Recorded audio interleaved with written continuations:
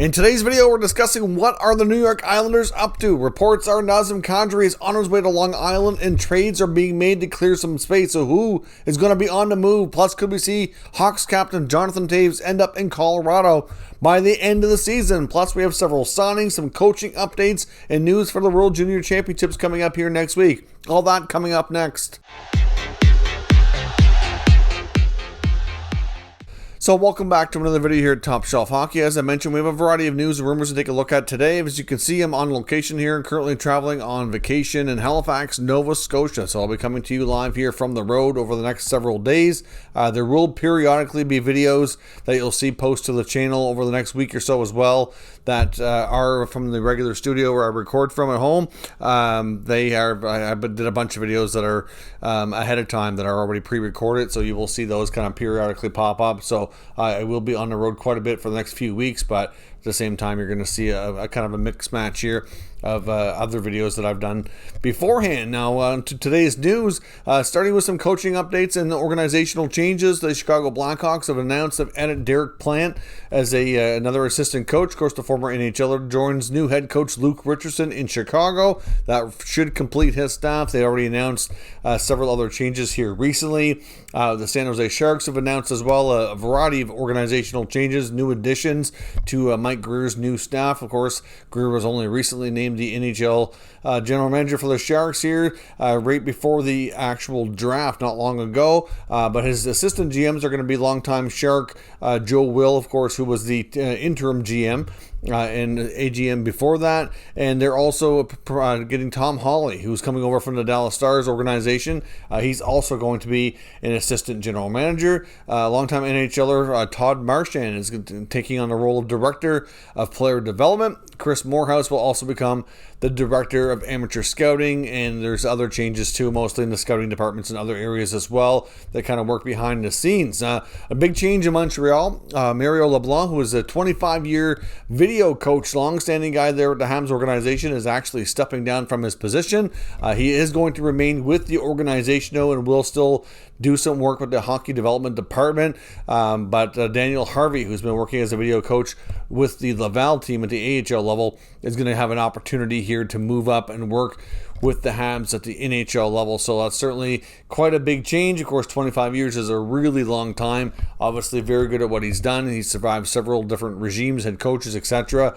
So obviously a well-respected guy in the Habs organization. Also news today on Minnesota Wild forward Kirill Kaprizov. Now, we had some reports back at the earlier part of the offseason really concerned about whether or not he was going to be able to return to North America and get back to playing in the NHL. Of course, we've seen one of the Philadelphia Flyers young goaltenders sign a contract after being drafted. I think he was drafted like 5-6 years ago. Finally signs to come over to North America, but then he was actually detained and now is going to end up serving military time. It doesn't look like he's going to be able to come over. And there were some other Russian players that were certainly, kind of in fear of the same sort of thing that may not have completed their mandatory military time here as of right now. And Kaprizov was one of those names. There was reports that he was apparently wanted. We don't know how much truth there was to that. Some of that could have been fabricated, but Kaprizov was reportedly wanted on having obtaining a fake military ID status, I guess, which would allegedly try to get him out of doing his mandatory time. But apparently he is a student over in Russia as well, studying at I can't remember the name of it, but there's a university he's kind of studying at part-time, and that's kind of allowed him to kind of prolong his mandatory military requirements. He is ending up returning to the NHL, or to Minnesota, I should say, way ahead of schedule here. He was planning originally to stay in Russia for another 5 or 6 weeks. It wouldn't be returning probably until early to mid-September. But now reports are that he's actually going to be back in Minnesota as of tomorrow, so on Tuesday. I believe, if the reports are accurate, that he's already flown from Russia and he's already back. I believe he's in North America. I think he's in the U.S., but not in Minnesota as of yet, and he'll likely be there tomorrow. So we'll see if anything more comes from this. I know there's certainly other Russian players that are kind of on guard here, and the fact that he's returning so early kind of suggests that it doesn't matter what's true or not true. Certainly some concerns over what could happen. There's certainly a lot of uncertainty in that part of the world right now, and certainly a lot of uncertainty around Russian athletes. So you got to feel for them, and hopefully we don't see any more situations like we've seen with the Flyers goalie, but certainly concerning for Kaprizov. Hockey Canada announced today its World Junior Championship roster for the tournament that's going to be replayed. Of course, the 2022 tournament that got started right before Christmas, as always, ended up getting shut down after only a few games, a few days into the tournament because of COVID outbreaks, and now it's being replayed. The rosters are going to be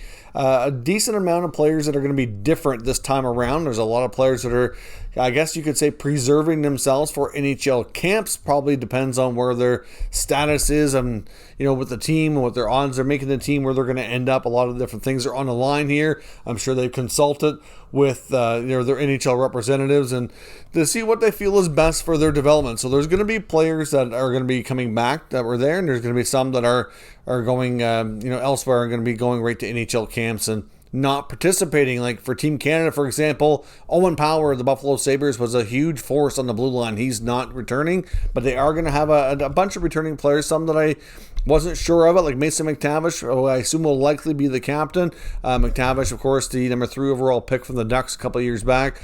Pretty much a given, I think, to make the Ducks roster here this fall. Has had a heck of a season playing for a variety of teams throughout the year, and I wasn't suspecting that he was going to go, but he is going to be there, which is great. Of course, the 2023 projected first overall pick, Connor Bedard, who had a phenomenal early part of the tournament before things got shut down, of course, is going to be back. That's not surprising. Sebastian Cossa, one of the top goalie prospects for the Red Wings, he's going to be returning as well. Kent Johnson, another Columbus player, of course, who was a part of the other roster, he's going to be returning, and several others too. But some of the key names, some new players though that I think players should be excited for an opportunity here because they're getting a chance to play when they normally wouldn't have. They've gone through different tryouts and evaluation camps. William Dufour of the New York Islanders prospect, who was the St. John Sea Dogs and Memorial Cup MVP for this past season. Of course, the Dogs just won the Memorial Cup here not long ago, and he had a phenomenal tournament, getting tournament MVP, helping them win here on home ice. So a big opportunity for him as his junior career will be coming to an end, and he'll be making the jump to pro level hockey. Signed his ELC with the Islanders just a few months ago, and will be obviously likely going to the American Hockey League, I would think, to start, but it'd be a good opportunity for him to shine on the big stage. And Islanders fans, I strongly suggest you tune in, have a chance to watch him. A couple of Rangers prospects, Brennan Hoffman and Will Cooley, they're both going to be representing Team Canada. They're both going to be on the team this time around. A couple of Habs prospects, and Riley Kidney and Joshua Raw, so certainly want to check them out. A couple of Sens prospects, Ridley Gregg and Zach Ostapchuk. Certainly, Sens fans want to look for them. And Vegas Golden Knights defenseman prospect Lucas Cormier, who had a heck of a season in the Quebec Major Junior Hockey League for the Charlottetown Islanders, another local product close to where I'm from in New Brunswick, had a heck of a season as well in Charlottetown, and he's on the squad now as well. So certainly lots of other names for, I guess, depending on how well you know NHL prospects to get to know. The tournament will be getting underway here in just over a week's time, and it should be fun to have some hockey in August. Of course, it's not going to be quite the same, especially with all the talk around Hockey Canada and all the other stuff that's going on behind the scenes. But certainly these players certainly deserve their opportunity here to shine and represent their countries and hopefully have a strong tournament. Now, also on to a few other signings here as well today. The Chicago Blackhawks have announced that they've signed Jalen Lupin on a 3-year ELC contract. Of course, the young prospect had a bit of a breakout season, you could say. He was a 7th round pick in the 2021 NHL draft, but the Edmonton Oil Kings player had a heck of a year last year, helping the Oil Kings win the Western Hockey League. And certainly, like I said, he took some big steps forward with his development. And even though he was a really late pick, that those late picks are not. The odds are greatly against him, let's just put it that way. And but he's made some big strides and gets his ELC, which is a big step forward here in the right direction. The Boston Bruins have also announced they've signed one of their prospects as well. Brett Harrison, who was a 3rd round pick in 2021. 3rd round pick from the Oshawa Generals, had a heck of a season as well in his draft plus 1 year, putting up 61 points in 65 games. So he had some good strides with his development, and the Bruins get him under contract as well. Of course, we do have some arbitration cases coming up for for some RFA players here in short order tomorrow, unless they come to terms. Yakov Trenin in Nashville's contract arbitration hearing is coming up, and then not long after that, I believe the day after, I believe is August the 3rd, if I'm not mistaken, Jesper Bratt is scheduled, of course, his with the Devils, and they are really far apart. Elliot Friedman reported today what the team and the player are both asking for, which is always becomes public knowledge through the insiders, usually close to the arbitration hearings. And there's a big gap. A lot of times you see like $1 million gap,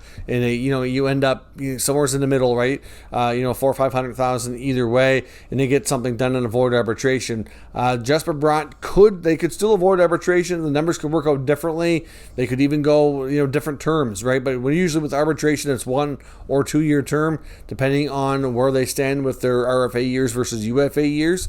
But they can, once the award's been announced, they can accept a 1 or 2 year deal, unless they're 1 year away from unrestricted free agency. Then of course it has to be a 1 year. But the numbers are this: the team is offering a contract of $4.15 million. That's really low for what Jesper Bratt put up last year, looking at some comparable deals, and the player's looking for 6.5. So to me, I mean, I know like the last time around with the contract that he has that just expired, apparently the negotiations were fairly contentious, and it's same sort of thing. It really drug on and took a while to get done, and it seems like we're heading down the same path again. And I don't completely understand why the Devils are playing this so hard. Like, he's clearly a player who's come a long way and has really become a big part of their team, but I'm not completely sure that they really see it that way. Obviously, I understand teams trying to get players for as little as possible. That's their job, and the players trying to get as much as possible. It's just like this is a major, major gap here. We're talking over $1.5 million. So we'll see what happens. I think that the Devils are going to have to come up to at least $5 million likely to get something done. But considering the big gap, I wonder if this can be bridged in time, where we're only like 2 days away from an arbitration hearing. So we'll have to watch that and see what happens. As we mentioned as well, we get several more reports today from New York Islanders Hockey Now, Dave Pagnotta, etc. It seems to be pretty much confirmed without being 100% official from the team that Nazem Kadri is 100% a New York Islander. I've seen reports from James Nichols and Stefan Rosner. Dick said Pagnotta's talking about it as well. Elliot Friedman talked about it on his podcast the other day, and it just seems to be like enough people are pretty much confirming it. There was other sources out there as well that I want to try to track down and verify, but it's too rampant to me that I think it's like 100% or 99.9% that Kadri has a deal with Lou, and it's just not announced because they're trying to move money. And Dave Pagnotta was reporting that there is multiple deals in the works that we could see probably in the coming days. But as far as coming days, is it 1 day, 2 day, a week? It's really hard to tell when we're going to know. According to some things, we may not know until September. If the training camp could roll around, we may not know yet. It just really boils down to really where things are at. I mean, they're not going to make any announcements until everything lines up. That just seems to be the way that Lou likes to do business, right? So ultimately, they're trying to shed some money, and you got to wonder with Kadri coming in. Could they be looking to move a center? Well, Barzal's 1 year away from needing a new deal. They're not trading Matthew Barzal. That would be absolutely insane. So that's not going to happen. But would they consider moving Nelson or Pajot?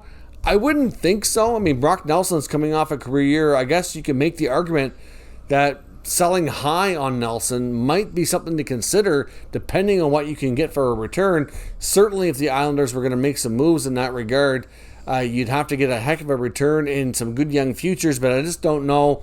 Like, there's a team out there that would be a good match to do that. I know sometimes you see teams hang on to players too long, and then they start to decline, and then the value drops, which is what you see in some cases, like a Josh Bailey, for example. Obviously he was a UFA right around the same time John Tavares was. Their deals were both coming up. Bailey re-signed, and then Tavares left in the offseason, and Bailey got, I believe it was a 6 year, I think it was 6 times 5 that he got, right? So, he's got 2 years left.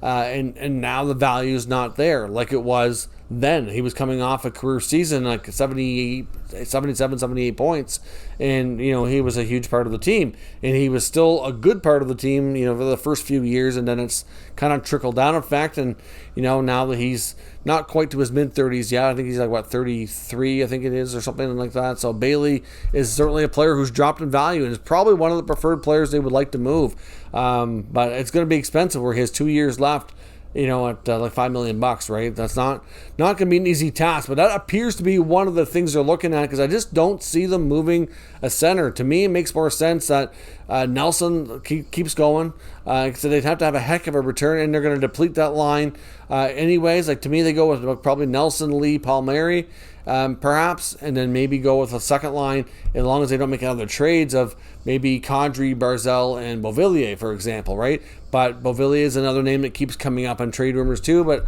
I'm not entirely convinced they would move him. I think they only move Beauvillier if they're going to have like a real big name coming through. And right now, yes, Kadri's a big name, but he's a 32-year-old big name that they're trying to squeeze in here under the cap as a free agent.